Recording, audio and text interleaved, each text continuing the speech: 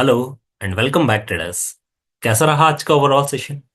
आपको याद होगा हमने कल वाले डिस्कशन में ये डिस्कस किया था कि मार्केट एक ट्रिकी सिचुएशन में आ गया है। अब ये ट्रिकी सिचुएशन ऐसी है कि हमें एक्सपेक्टेशन ये था कि बजट वाले दिन से लेकर जो नेक्स्ट वीक रहेगा या उसके नेक्स्ट डे जो रहेगा वो मार्केट बुलिश हो सकता है एक सर्टेन इंस्टेंट तक, एक सर्टेन लेवल तक। उल्टा हुआ, मार्केट खुला बजट के नेक्स्ट डे या बजट वाले दिन और मार्केट कंटिन्यूअसली नीचे जाता गया। रीजन थे हमारे ट्रम्प अंकल। ट्रम्प अंकल ने अनाउंस किया था कि कनाडा, मैक्सिको एंड चाइना पे वो टैरिफ लगाएंगे, जिसके चक्कर में मार्केट बड़ा गैप डाउन हुआ और उसके बाद मार्केट ने हल्की फुल्की रिकवरी करने की कोशिश की, क्योंकि इंडिया का नाम यहां पर कहीं नहीं था। राइट। आज क्या हुआ ऐसा जिसमें bank Nifty Nifty 1.3% almost and bank Nifty almost 2% यहां से आज शूट हो गया। तो ये थोड़ा सा ट्रिकी सिचुएशन चल रहा है। मैंने आपको कहा था कि यहां से मार्केट अपने आप को एक साइड देने के लिए बड़ी रैली रेडी हो रहा है, चाहे अप साइड हो चाहे डाउन साइड हो, और वो बड़ी रैली एक आज आपको देखने को मिली है। राइट। आज आप देखेंगे तो निफ्टी हमारा ऑलमोस्ट 24,000 के आसपास यानी 23,700 के आसपास आके खड़ा हो गया है। और बैंक निफ्टी में मैंने आपको बताया था कि बजट के बाद 50,000 की एक रैली एक्सपेक्ट कर रहा था मैं, जो कि आज के दिन आई है। राइट। और ये अनएक्सपेक्टेड हुआ है क्योंकि ये बजट के आसपास की थी। राइट। अब ये क्यों हुआ है? कल शाम को ट्रम्प अंकल ने कह दिया कि मैक्सिको से हमारी बात हुई है और यहाँ पे इमीडिएट इफेक्ट से हम जो टैरिफ लगा रहे थे कंट्रीज पे वो हम रोक रहे हैं। नो डाउट चाइना पे उन्होंने इम्पोज किया है और रिगार्डलेस चाइना ने अपोजिट मतलब इसका रिटेलिएट करते हुए वापस से उनके ऊपर भी कहा है कि हम भी यहाँ पर अपना जो है वो टैक्स इंक्रीज करेंगे अमेरिकन इलेक्ट्रॉनिक गुड्स पे। राइट। तो ये यहाँ पे ट्रेड वॉर सिर्फ चाइना के साथ चल रही है, बट कनाडा और मैक्सिको के साथ अभी के लिए उन्होंने शायद थोड़ा सा सॉफ्टनेस दिखाई है, इसकी वजह से हमारा मार्केट और ज्यादा शूट करता गया। तो नो डाउट कि इंडियन मार्केट ग्लोबली इंपैक्ट हो रहे हैं वेरी हैविली, और ये चीज आपको माननी पड़ेगी। और market is still in tricky situation. अब ऐसा क्यों मैं बोल रहा हूं मैं बताता हूँ। आप देखते हैं कि जब मार्केट आज मॉर्निंग में हुआ, मैं आपको 15 मिनट्स की कैंडलस्टिक चार्ट दिखाता हूं और मैं आपको बताता हूं कि मैंने प्ले करने की कैसे कोशिश की थी। मुझे एक दो बार लेना पड़ा यहाँ पे स्टॉप लॉस, बट मैं आपको दिखाता हूँ। देखिए, जब 15 मिनट के कैंडलस्टिक चार्ट पर आप आएंगे तो आपको यहाँ पर एक चीज देखने को मिलेगी कि मार्केट ने स्टार्टिंग में ओपन होते ही गैप अप हुआ, वहां से एक लंबी शूट की। ऑलमोस्ट मार्केट 49,800 के आसपास आया था बैंक निफ्टी। यहां से आप देखिए मोर देन 50-60%, मतलब 60 के ऑलमोस्ट 80% मार्केट ने गिव अप भी कर दिया था अगले 15 मिनट्स में। इसमें यह समझ में आ गया था कि जिस किसी ने भी यहाँ पे शॉर्ट पोजीशन बनाई थी उनको निकलना था। उन लोगों ने यहाँ पर अपनी पोजीशन को शॉर्ट किया, मार्केट को वापस नीचे लाए और फिर यहां से वो लोग एग्जिट हुए नेक टू नेक, थोड़ा सा लॉस किया, उसके बाद फिर मार्केट यहाँ पे ऊपर गया। अब अगर आप ये सोचेंगे कि मैं कैसे प्रिडिक्ट कर रहा हूं, मैं आपको बताता हूं। जब ये यहां से रिवर्सल आया था तो मुझे यहां से ये लगा था कि मार्केट अगर ऊपर से रिवर्सल देगा, तो ये कैंडल का मैं वेट कर रहा था। जब ये कैंडल बन गई थी और यहां तक ही कैंडल बन गई, तो मुझे ये समझ में आ गया कि शायद मार्केट वापस से जो है गैप अप खुल गया, इस गैप को फिल करने आया और उसके बाद यहां से अपसाइड दिखाई दे सकता है। राइट। तो मैंने यहां पर अपनी पोजीशन बनाई थी। राइट। उसके बाद क्या हुआ, मार्केट ने सडनली यू टर्न ले लिया और यहां मुझे अपना स्टॉप लॉस बुक करना पड़ा। तो यहां पर मेरी जो एक्सपेक्टेशन थी कि गैप को फिल करेगा, वो मार्केट ने नहीं किया और मेरा ओवरऑल डे अच्छा नहीं गया था, मुझे अपना लॉस बुक करना पड़ा था। राइट। क्योंकि मार्केट ने अनएक्सपेक्टेडली कंटिन्यूअसली बुलिश मोमेंटम दिखाया है। यहां पर भी रिवर्सल लेने की कोशिश कर रहा था, तो मेरा एक्सपेक्टेशन था कि हो सकता है इस लेवल पर आकर मार्केट वापस से क्लोजिंग दे। राइट। या फिर ये एम पैटर्न का फॉर्मेशन करेगा तो हो सकता है यहां से वापस से सेलिंग आए और कम से कम इसकी 15% तक आए, उसके बाद यहां से बुलिशनेस। क्योंकि जब कभी भी मार्केट डब्ल्यू पैटर्न बनाता है तो ऐसे बनाता है, और इसके बाद जब ये ब्रेकआउट देता है फिर उसके बाद थोड़ा सा नीचे आता है, अपने इस लेवल से यहां पर लेता है स्टॉप और उसके बाद नेक्स्ट बुलिशनेस दिखाता है। ये बुलिश पैटर्न होता है। ऐसे सिमिलरली जब मार्केट डबल टॉप बनाता है तो यहां पर आता है, यहां पर गिरता है और फिर यहां से उठने की कोशिश करता है और फिर यहां आके फिर ऐसे गिरता है। तो ये बैरिश पैटर्न्स होते हैं। राइट। आई होप ये चीज समझ में आई होगी। मुझे यहां पर यही लग रहा था कि इतना बड़ा गैप भी है, प्लस उसके बाद यहां पर भी उसके पहले एक गैप था। तो मेरा एक्सपेक्टेशन ये था कि मार्केट अगर ये एम पैटर्न बनाता है तो कम से कम कुछ नहीं तो अपने लेवल्स के हाफ तक तो आएगा। तो मैंने यहां भी शॉर्ट करने की एक बार कोशिश की थी। यहां पे शॉर्ट करने की वजह से वापस मार्केट थोड़ा तो नीचे आया, बट यहां से मार्केट ने वापस यू टर्न ले लिया। तो ओवरऑल डे जो है वो मुझे दोनों टाइम स्टॉप लॉस बुक करना पड़ा, उसके बाद फिर मैंने ट्रेड नहीं लेना डिसाइड किया। राइट। सो आई होप ये चीज आपको समझ में आई होगी और कई बार आपके साथ भी ये हुई होगी। और जब कभी भी आप वेट करते कि नहीं मैं एक और कंफर्मेशन मिल जाए, तो उस टाइम मार्केट आप देखते कि यहां से यहां तक वो दिखा देता आपको एग्जैक्टली पैटर्न। तो कभी कभी ऐसा होता है, नो वरीज, ये लर्निंग है और आपको इस चीज से सीखना है। राइट। अब इसके अलावा मैं एक और ट्रिकी सिचुएशन बताता हूं आपको। यहां पर जब मार्केट ने गिव अप कर दिया उसके बाद एक्सपेक्टेशन नहीं थी, बट देखिए हर जगह मार्केट कंटिन्यूसली बड़ी बड़ी कैंडल्स बनाते गए। राइट। मैंने आपको ये कहा भी था कि यहां से मार्केट अगर ऊपर जाता है, राइट, तो जो शॉर्ट्स हैं वो ट्रैप होंगे और वो निकल नहीं पाएंगे। एफआईडीआईएस की पोजीशन के हिसाब से अगर मैं इस चार्ट को देखूं, तो आज अगर आप डीआईएस की पोजीशन देखेंगे तो लास्ट 2 वीक्स में डीआईएस ने आज पहली बार नेट नेट 409 करोड़ की सेलिंग की है, मतलब 400 करोड़ की सेलिंग की है। और एफआईएस ने पहली बार ऑलमोस्ट 900 करोड़ की जो है बाइंग की है। राइट। छोटी छोटी क्वांटिटीज है, बट ओवरऑल आज दोनों की पोजीशन फ्लिप हो गई है। मतलब डीआईएस ने आज पहली बार सेलिंग की है इतने दिनों में, और एफआईएस ने पहली बार नेट नेट बाइंग की है। बहुत बड़ी बाइंग नहीं है, बट ये बाइंग के लिए वजह, बहुत बड़ी बाइंग ना होने के बावजूद ये जो बुलिशनेस आई है, ये इसमें ट्रैप हो सकता है। न्यूज भी पॉजिटिव थी, और उसके अलावा जो एफआईएस का पार्टिसिपेशन ये मस्ट रह सकता है। तो अगर डीआईएस नहीं भी पार्टिसिपेट कर रहे हो, न्यूट्रल है, और एफआईएस ने साथ दिया है, तो थोड़ा सा कहीं ना कहीं कैश फ्लो है, क्योंकि डीआईएस हर डिप पे बाय कर रहे थे। ये चीज आपको समझना पड़ेगा। अगर मार्केट में पैसा 3-4 दिन से लगातार आ रहा है किसी एक के थ्रू, और दूसरे ने थोड़ा भी पैसा डाला, तो ये पैसा डबल होगा। और ये फ्लो आपको दिखेगा, क्योंकि यहाँ पे वॉल्यूम्स है। ये कैंडल्स देखिए आप, ये वॉल्यूम्स दिख रहे हैं, ये इतने बड़े बड़े वॉल्यूम्स, ये आज की कैंडल्स है, राइट। जबकि अगर आप ट्रांजेक्शन वाइज देखेंगे तो बहुत ज्यादा 900 करोड़ ज्यादा नहीं होते हैं यहाँ पर, और बहुत ज्यादा यहाँ पर 400 करोड़ की सेलिंग बहुत ज्यादा नहीं होती है। तो नेट नेट अगर देखा जाता है इन दोनों की पोजीशन, तो यहाँ पे डिफरेंस आपको सिर्फ 500 करोड़ का दिख रहा है। और 500 करोड़ में मार्केट 2% शूट कर जाए या 1.3% शूट कर जाए निफ्टी, ये पॉसिबल नहीं है, राइट। सो यही था कि थोड़ी सी पोजीशन शिफ्ट हुई है, नो डाउट, और इसकी वजह से आपको कैश फ्लो ऐड होता हुआ दिखाई दिया।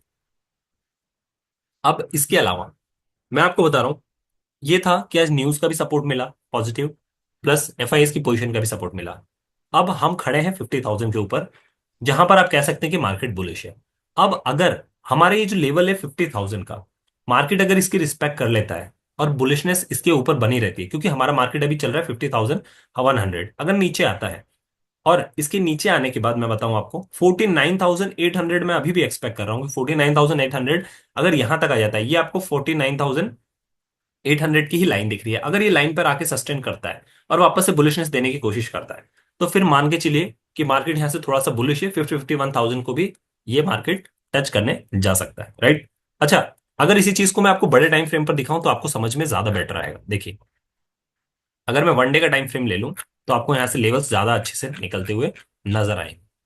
अगर मैं यहाँ से बॉलिंजर बैंड भी ले लूं, तो आपको और चीजें समझ में आएंगी। देखिए, यही डिस्कशन था हमारा कुछ दिन पहले, लास्ट वीक ही था। मैंने आपको कहा भी था कि अगर ये कैंडल सस्टेन करने लगती है 20 EMA के, तो ये अपना नेक्स्ट टारगेट 50,500 के आसपास तक अप्रोच करेगी। नो डाउट मार्केट अपने लेवल्स को टच कर चुका है, जो कि उसका अपर बैंड था, राइट। 50,100 को टच कर चुका है, और यहां पर आप देखेंगे तो मार्केट अपने जो है ओवरबॉट जोन में है 1 डे के टाइम फ्रेम के हिसाब से। सिमिलरली अगर मैं 1 वीक का टाइम फ्रेम लगा लूं यहां पर, तब देखिए पिक्चर कुछ और दिखाई देगी। तब समझ में आएगा कि एक्चुअल, क्योंकि इंटायर वीक हमको देखना है कि मार्केट कहां तक जा सकता है।